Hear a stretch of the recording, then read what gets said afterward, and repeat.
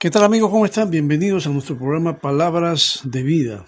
En esta oportunidad, permítanme compartir con ustedes un tema que lo he titulado La persecución de la iglesia. Estamos haciendo un estudio del Evangelio de Mateo, capítulo 24, y el título del tema general es Principio de Dolores. El versículo 9 del capítulo 24 dice: Entonces os entregarán a tribulación y os matarán, y seréis aborrecidos de todas las gentes por causa de mi nombre. Bueno, tú sabes que la persecución contra la iglesia pues nunca se alejó de ella realmente. Ciertamente para aquellos que vivieron durante los primeros tiempos, las primeras olas de persecución que barrieron la historia eclesiástica, muchos de ellos pues lamentablemente entendieron lo que significaba morir por causa de Cristo. Y para ellos ser perseguidos parecía formar parte normal de la vida cristiana. De hecho, la persecución ha acompañado la historia de la iglesia, pero ella viene y va, como dijo alguien, como el viento de las olas del mar. Los periodos de tolerancia se lograron, sí, pero a duras penas, seguidos inevitablemente por nuevos ataques, tanto por fuerzas que provenían de fuera de la iglesia o trágicamente de dentro de ella. En Occidente, al principio de este milenio, se ha disfrutado de un largo periodo de libertad religiosa, aparentemente. La historia, sin embargo, nos enseña que no hay garantía de que esa libertad continúe indefinidamente. Nosotros podemos remitirnos al tiempo del Imperio Romano y sabemos perfectamente que durante 300 años la Iglesia en el Imperio Romano sufrió innumerables olas de persecución y opresión, hasta que el emperador Constantino decidió adoptar el cristianismo como la religión oficial, que esto fue en el año 313 de nuestra era cristiana. Y los primeros días de sufrimiento fueron esporádicos y localizados, pero después del incendio de Roma, que fue en el año 64, después de Cristo, el emperador Nerón hizo de los cristianos el chivo expiatorio para la tragedia y la opresión se extendió. Aquellos que profesaban el cristianismo eran bárbaramente torturados y quemados. Era el comienzo de la persecución por todo el imperio que acabó por alcanzar la iglesia en todos los rincones. Como consecuencia, gran parte del Nuevo Testamento fue escrito en la prisión. En el siglo II, el autor anónimo de la carta a Diogneto mostraba la persecución como parte integral de la experiencia cristiana. Él escribió refiriéndose a los cristianos que ellos aman a todos, pero son perseguidos por todos. Son desconocidos y condenados. Reciben la pena de muerte y ganan la vida. Así es como expresaba el autor de esta carta a Diogneto. Y Tertuliano escribió y dijo que si el río Tigris llega a las paredes, si el río Nilo no cubre los campos, si el cielo no se mueve o si la tierra lo hace, si hay hambre, si hay plaga, el grito es rápido: los cristianos a los leones, decía Tertuliano, porque ellos eran señalados como los culpables por todo lo que ocurría de malo en el Imperio Romano. Ya para el año 303 después de Cristo, el emperador romano Diocleciano ordenó la destrucción de todas las iglesias, la confiscación de los libros cristianos, la dimisión de todos los cristianos del ejército y del gobierno, y a todos los que eran parte del clero los metían presos. Y durante ese mismo periodo, Eusebio relató casos de muchas ciudades cristianas que fueron arrasadas en Asia Menor. Esta es considerada la última y gran persecución, tal vez la más sangrienta, contra los cristianos en el Imperio Romano. Pero aparte del Imperio Romano, vamos a ver que también hubo un tema de persecución contra los cristianos por parte del Islam. El historiador norteamericano Kenneth Latourette, y esto estamos hablando, él vivió en el año 1884 aproximadamente, él llamó el periodo entre los años 500 después de Cristo y el año 1500. Estamos hablando de 1000 años. Él llamó a ese periodo los años de incertidumbre, los 1000 años de incertidumbre. Y durante esos 10 siglos el cristianismo enfrentó a dos enemigos poderosos y amenazadores que traían dolor y sufrimiento a muchos. La lucha era contra los bárbaros y contra el Islam. Pero por la persecución islámica, en pocos años la iglesia sería destruida en el norte de África y subyugada en el Medio Oriente, viendo su propia existencia ser pues amenazada. Mientras el sufrimiento y la muerte eran parte del precio para alcanzar a los paganos con el Evangelio, la persecución era el precio de la propia supervivencia de la iglesia bajo el dominio islámico. Y en los 100 años que siguieron a la muerte de Mahoma, sus seguidores llevaron sus creencias hasta el corazón de la cristiandad, alcanzando a Jerusalén en el año 638, a Cesarea en el año 640, Cartago en el año 697, que fueron las ciudades que fueron alcanzadas por los musulmanes. Y obviamente donde ellos entraban, pues imponían sus leyes, sus reglas y la intolerancia, especialmente contra los cristianos. Ya sabemos muy bien que alrededor del año 715 después de Cristo, la mayor parte de España había caído ante los musulmanes y que solo conocerían ellos la derrota ya para el año 732, cuando fueron abatidos por Carlos Martel en Tours, Francia. Pero para las iglesias que sobrevivieron, las consecuencias de las conquistas musulmanas fueron 13 siglos de esclavitud, la reducción de los cristianos a la condición de ciudadanos de segunda categoría, la humillación y la persecución que podríamos decir llegó a ser institucionalizada.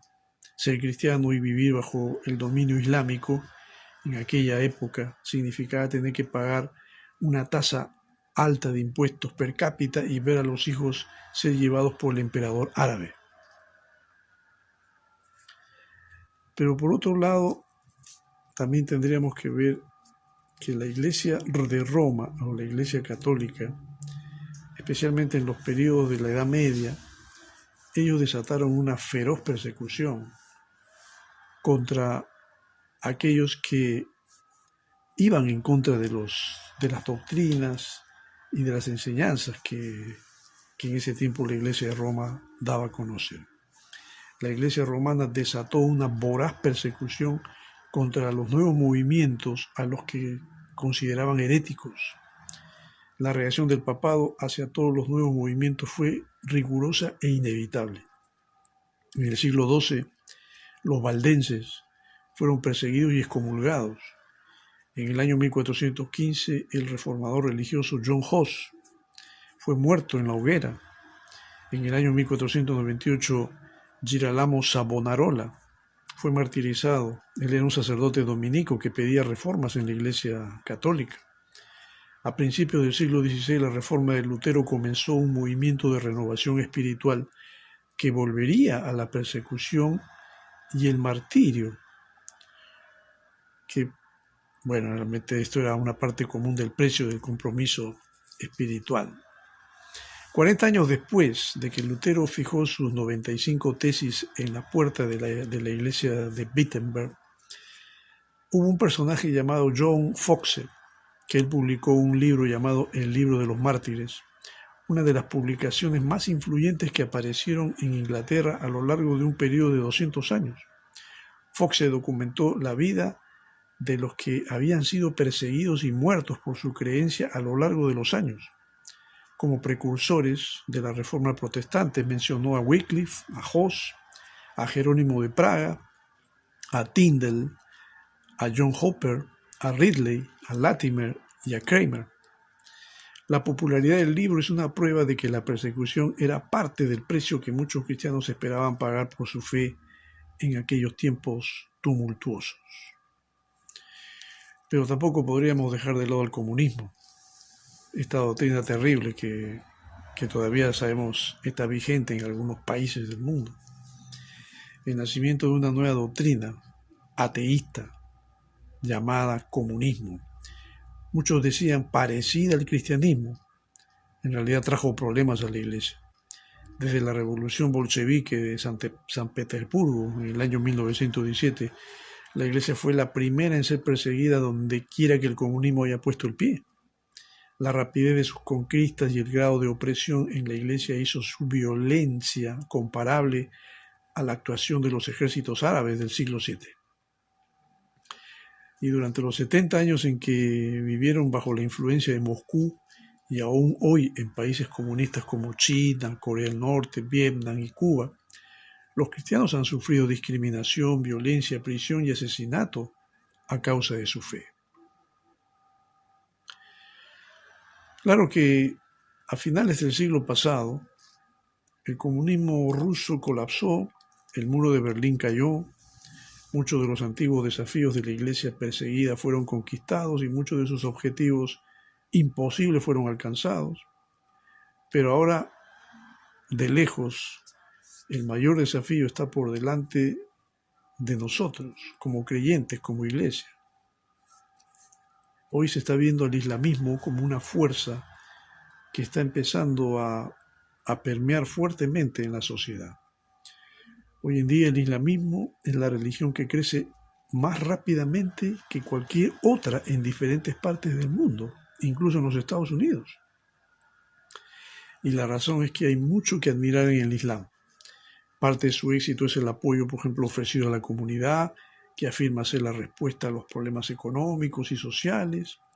El Islam promueve una vida saludable en comunidades libres de drogas y alcohol y centradas en la oración, lo que asegura padres y jefes de familia en casa. Y por otro lado, los millones de musulmanes en todo el mundo, la gran mayoría no son terroristas, sino son gente pacífica, con hombres y mujeres enfocándose en familias trabajadoras. Esto está convenciendo a muchos de que también tienen que abrazar esta religión.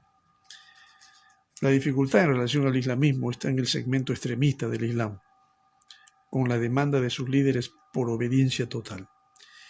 En ese punto el islamismo tiene mucho en común con el comunismo. En las repúblicas de Asia Central, que formaban parte de la antigua Unión Soviética, Turkmenistán, Uzbekistán, Kazajistán, Tayikistán, Kirguistán, formas fundamentalistas del Islam están luchando por el control sobre la sociedad. En Afganistán ya dominan. El efecto sobre la vida de las personas de esas dictaduras teológicas que reivindican el cuerpo, el alma y el espíritu del individuo es lo mismo que en el comunismo. Por eso, a medida que los fundamentalistas ganan poder, inmediatamente empiezan a atacar a los cristianos. El totalitarismo es más completo si se combina con la religión. La Biblia nos habla de la persecución. Según la entidad Open Doors, más de 360 millones de cristianos viven hoy altos niveles de persecución y discriminación, según el informe que presentó esta organización. Puertas Abiertas saca un informe y sacó hace poco una lista mundial de persecución del presente año. Y además en todo el mundo, 1 de cada 7 cristianos es perseguido o discriminado por su fe. Según el director de Puertas Abiertas en España, este dato llega a ser 1 de cada 5 en África, 2 de cada 5 en Asia y 1 de cada 15 en América Latina. Estamos hablando de persecución en estos lugares. Jesús llamó bienaventurados a los que sufren persecución. Allí en Mateo 5:10 dijo: bienaventurados los que padecen persecución por causa de la justicia, porque de ellos es el reino de los cielos. Claro, yo sé que una persona que está siendo perseguida no creo que se sienta dichosa del todo, pero Jesús aprecia mucho esto porque está viendo la fidelidad, la constancia, la firmeza y no doblegarse fácilmente, como sé que muchos lo hacen, a veces sin necesidad de ser perseguidos. Pero aquel que mantiene su fe aún en medio del fragor de la persecución, Jesús lo llama bienaventurado. La persecución fue y será el motivo de que muchos también se van a apartar de la fe. Allí en Mateo 13, versículo 20 al 21, cuando se habla de la parábola de del pasaje, perdón, que habla del sembrador, donde se menciona la semilla que cayó entre pedregales. Dice aquí Mateo 13:20, y el que fue sembrado en pedregales, este es el que oye la palabra. Al momento la recibe con gozo, pero no tiene raíz en sí, sino que es de corta duración, pues al venir la aflicción o la persecución, dice, por causa de la palabra luego tropieza. Es decir, la persecución va a hacer que muchos también se desalienten y se desanimen y abandonen la fe. El apóstol Pablo en tiempos de persecución decía que el que está afirmado bien en Cristo podrá soportarla. Romanos 8:35 dice, ¿quién nos separará del amor de Cristo? Pregunta él, tribulación o angustia o persecución, o hambre o desnudez o peligro o espada. Aquel que está afirmado en Cristo, como dije, va a poder soportar todo esto. Y el mismo apóstol advierte que llevar una vida consagrada al Señor implicará el tener que padecer persecución. Según Timoteo 3:12, ahí Pablo dijo, y también todos los que quieren vivir piadosamente en Cristo Jesús padecerán persecución. Los perseguidos y muertos durante el tiempo del anticristo. Dice la Biblia que ellos van a resucitar para reinar con Cristo 1000 años. Apocalipsis 24 dice, y vi tronos y se sentaron sobre ellos los que recibieron facultad de juzgar. Y vi las almas de los decapitados por causa del testimonio de Jesús y por la palabra de Dios, los que no habían adorado a la bestia ni a su imagen y que no recibieron la marca en sus frentes ni en sus manos y vivieron y reinaron con Cristo 1000 años. Aquí estamos viendo claramente que la persecución no se va a terminar y más bien se va a intensificar, especialmente en ese gobierno terrible del anticristo. Querido amigo, querido hermano, especialmente tú, hermano, tú sabes perfectamente que tienes que aferrarte a Dios cada día y tienes que poner tu fe y tu confianza en Él siempre. No sabemos si algún día habrá persecución en esta parte del mundo, no estamos en Occidente. Lo que están viviendo nuestros hermanos en el Oriente, en África, en China, en Corea del Norte y en esos países donde existe la intolerancia religiosa, lamentablemente ellos saben lo que es esto. Pero si algún día llegara por estos lados del mundo, hay que estar preparados y confiados en el Señor. Recuerda que la dictadura que impondrá el anticristo va a ser terrible y va a haber una persecución voraz contra todos aquellos que profesen la fe en Jesucristo y también contra los judíos. Sí, estamos viviendo un mundo que está endemoniado en realidad, un mundo que no cree en Dios, un mundo que le está dando la espalda a Dios. Pero en este mundo hay muchos que creen en Dios y estos están manteniéndose firmes y constantes. Algunos en otros lugares del mundo pues están padeciendo por causa de Él y están muriendo por causa de Cristo. Porque este mundo no es nuestro.